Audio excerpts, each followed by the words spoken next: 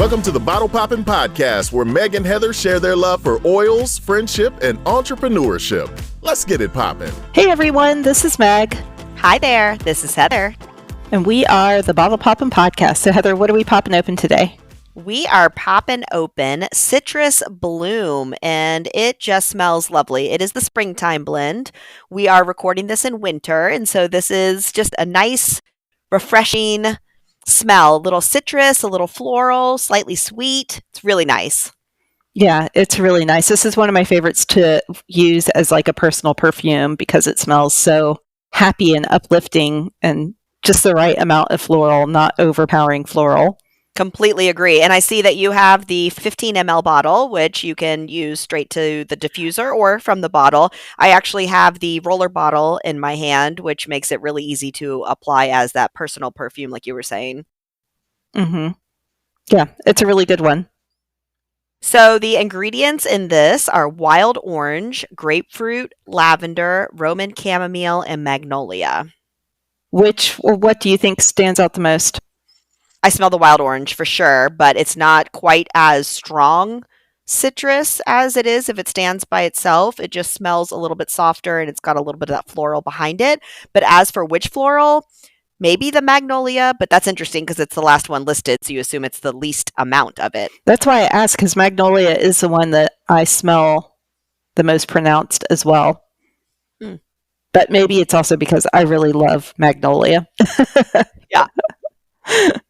Well, this one's interesting too. So this one primarily is just for emotional benefits. Like in the Essential Life book that I'm looking at right now, everything on here is just like improving self-worth issues, lifting you during the afternoon slump, helping you be open-minded and hopeful.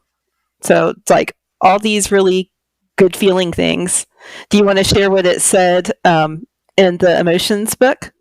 Yeah, in the Essential Emotions book, it talks about how it's the oil of new beginnings. So it talks about being okay with past events that have gotten you to where you are, but being open and joyful about the new path and the possibilities that are upcoming for you. I like that. That feels like springtime. It also feels like New Year, which we have just entered 2025 recently.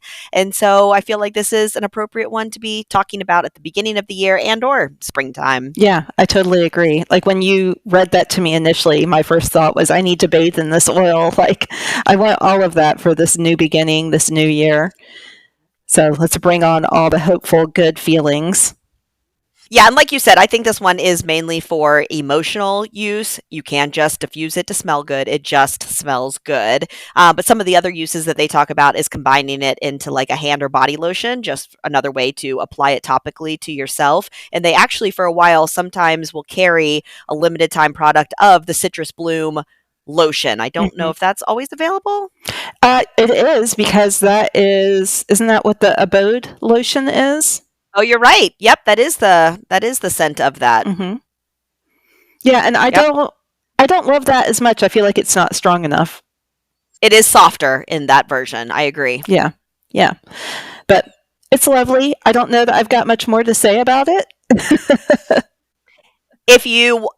I think that there's certain blends that if you just want your space to smell good, or if you're looking for a clean personal perfume, there's certain blends that work really well right away. This is one of those. It works really well right away. I'd be curious, you and I are not in the same space right now. I know we've tried certain oils on our skin and they smell completely different on each of us. I'd be curious if this one does. Next time we'll have to think about that. But I think this is an oil that if you like any sort of citrus floral combination, which again, the floral is very soft in this because I'm not a big floral person. Mm-hmm. I think that this is one you would enjoy. Yeah, I agree. I've worn this one somewhere at one point. I read that this also helps people feel more connected.